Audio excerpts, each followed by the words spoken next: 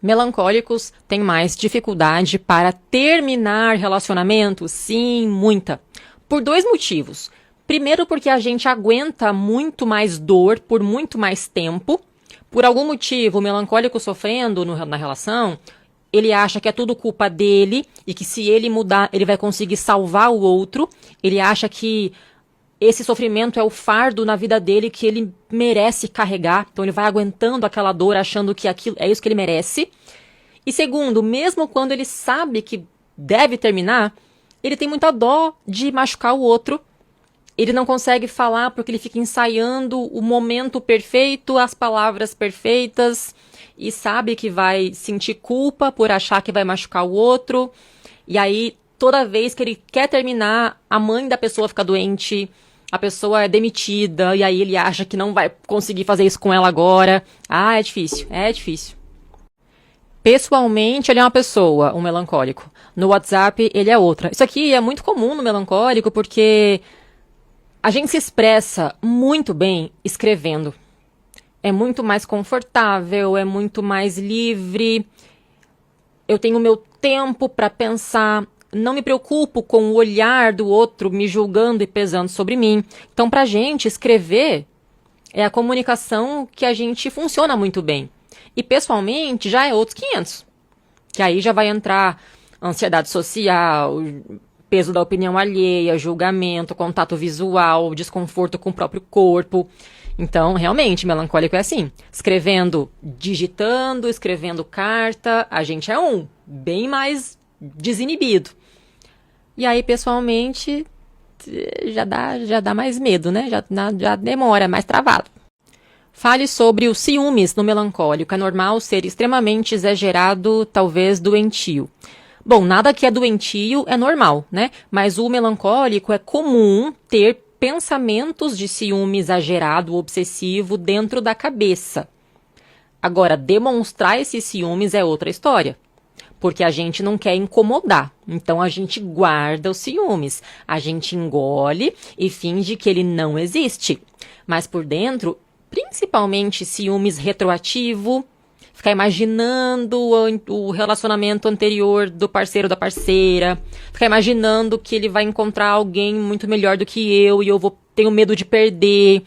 Então a gente cuida muito do que é nosso. Os ciúmes na imaginação é muito fértil, mas para ter coragem de admitir que tem ciúmes é mais raro, é mais raro. Melancólico sabe esconder ou disfarçar o interesse, dá para perceber que está escondendo. Essa aqui é a principal diferença entre melancólico e fleumático, porque o fleumático ele fica quieto com uma cara de paisagem. E você olha o fleumático, você não consegue identificar emoção nenhuma, é como se fosse um robô. O melancólico, ao contrário, mesmo ele quieto, a mente dele tá a milhão, o coração dele tá pulsando, explodindo emoções. Então você olha o melancólico, você consegue ver o que ele tá pensando, o que ele tá sentindo. O problema é que as pessoas, em geral, só olham para julgar. Não tem muito interesse, curiosidade, empatia de conseguir entender o melancólico, não tem esforço para nos entender. Mas se você olhar analisando um pouquinho mais, é muito fácil saber o que ele está pensando e sentindo só pelo jeito, expressão facial, olhar dele. É normal o melancólico não chorar em situações que a maioria das pessoas chora. O melancólico não consegue performar no teatro social. Então, num evento como um velório, por exemplo, que você sabe que é esperado que você chore, a gente trava a emoção. Na hora de terminar um relacionamento, às vezes, que você sabe que é normal, que você deveria chorar, aí trava. Mas quando é uma situação mais sozinho, mais espontâneo, que não é óbvio que precisa chorar, aí a gente consegue liberar as lágrimas. É muito comum o melancólico chorar muito, por exemplo, quando perde um personagem favorito da série que ele ama. Grey's Anatomy, eu fiquei desidratada de tanto chorar. Agora, uma situação social que eu deveria chorar porque é uma regra do teatro, aí eu não consigo chorar. Então é essa. Como você descreve um melancólico no seu auge? já tem uma rotina bem estabelecida de hábitos, de desenvolvimento pessoal, do tipo hiperfocos, hobbies, tem momento de solitude, tem criação artística, precisa ter arte na sua vida, tem que ser produtivo artisticamente, tem que estar criando, tem que ter clareza do seu propósito de vida, hiperfoco naquilo que é o propósito, missão de alma, tem que estar alinhado corpo, mente e espírito, independência emocional, acho que esse é talvez o principal, tirar as dependências, tirar os traumas, tirar necessidade de validação social, ter orgulho de ser diferente, orgulho de ser esquisito, orgulho de ser melancólico. Pode dar um exercício para quando pensamentos negativos insistem em ficar e sair desse estado. Gente, exercício básico da autoterapia para você começar a aprender a controlar os seus pensamentos. Pega um papel, uma caneta e escreva 2 listas. Uma lista com os 10 pensamentos mais frequentes que você tem, que são úteis, pensamentos bons, fortalecedores, que te fortalecem. Faz a lista. E do outro lado, a lista com os 10 pensamentos mais frequentes que para você são negativos, que te enfraquecem, ou que são mentiras, ou pensamentos loucuras, inúteis. Tenha consciência dessas 2 listas. Assim, você não vai mais ser pega de surpresa. Quando o pensamento surgir, você vai lembrar, não, isso aqui é só um padrão e eu posso escolher em qual das 2 listas eu vou manter o meu padrão. Começa assim. É normal o melancólico sentir tanta preocupação na cabeça. Eu acho que a pergunta correta deveria ser se é útil ou inútil a gente se preocupar tanto. Porque o que me irrita é aquela pessoa que vai tentar fazer você ficar melhor, falando assim, não, imagina, não se preocupa, não precisa se preocupar. Mentira! Olha ao redor, lembra do seu passado e percebe que você tem todos os motivos para se preocupar muito e ser pessimista muito ao máximo. Olha como que funciona o nosso mundo. A questão é, o que eu faço com as minhas preocupações? Eu só fico ali me preocupando, me lamentando, reclamando e não faço nada? Não é inteligente. É inteligente você usar isso como vantagem. É você usar a preocupação para, de fato, evitar erros. Para, de fato, ser precavido. Aí você torna isso útil. Não pense que todos têm o mesmo coração que você. Seja bom, mas não seja bobo. Eu juro para vocês que eu fico todo dia me lembrando do conselho de Jesus. Seja doce como a pomba e astuto como a serpente. Seja amorosa e pura e boazinha como a pomba, mas também seja esperta. Abre os olhos. Seja inteligente como a serpente. Orai e vigiai. Nesse mundo que a gente está aqui, não dá para deixar a bondade virar ingenuidade. Não dá. Vai rezar de olho aberto. Vai amar com um pouquinho de desconfiança. Seja doce como a pomba e astuto como a serpente, porque nós somos ovelhas no meio de lobos. Infelizmente é assim. Lembranças que deixam triste vêm e depois vão embora. Como lembrar sem permitir tal tristeza? Gente, a tristeza é muito útil, tá? É uma emoção essencial. Lembra que a vida é uma escola. Quando você esquece o passado, você está escolhendo ser um aluno burro. Aluno burro que não quer aprender as lições. Não é inteligente esquecer o passado, ignorar a tristeza, afastar as memórias difíceis. Não. A gente está aqui para ser aprendiz, para olhar para a vida com um olhar de curiosidade, de investigação. Autoconhecimento é investigação de detetive. As lembranças, elas vêm para sua mente para te ensinar alguma coisa, para te mostrar um erro que você não pode mais cometer. É por você, os problemas são por você. Então olha com curiosidade, estuda o seu passado como um aluno. E quando você compreende, a lembrança para de vir.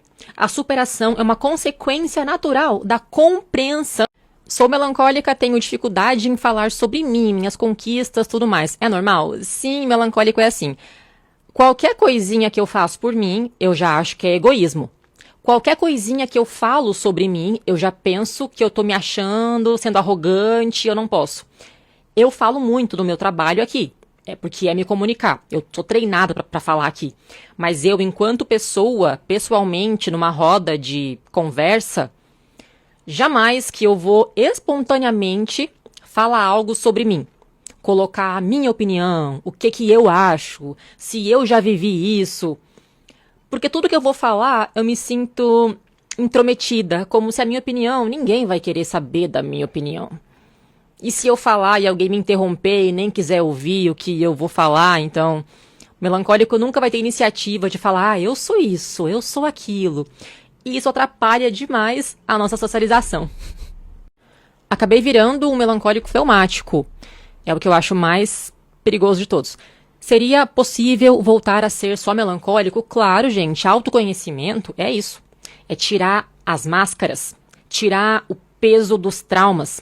É tirar aquelas frases, palavras que outras pessoas colocaram na sua cabeça.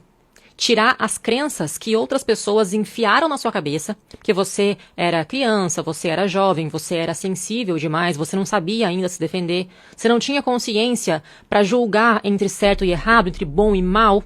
Aí você acabou deixando a vida te encher de mentiras, de máscaras, de pressão, de obrigações sem sentido. Autoconhecimento é isso, é tirar as camadas, tirar tudo aquilo que não é você, para poder, talvez pela primeira vez, escutar sua voz e conseguir se ver no espelho como você realmente é. Quando criança, muito extrovertida, sanguínea, e hoje melancólica. Então eu sou melancólica ou sanguínea? Com essa informação aqui, eu poderia falar que você provavelmente nasceu sanguínea e hoje está usando uma máscara de melancólica. Por algum motivo que eu não sei. Pode ser alguma perda muito grande, algum trauma muito grande, alguma coisa que mudou, que impactou na sua vida e te fez incorporar a melancolia na sua identidade. Como que eu faço, então, para tirar essa máscara e voltar para minha essência?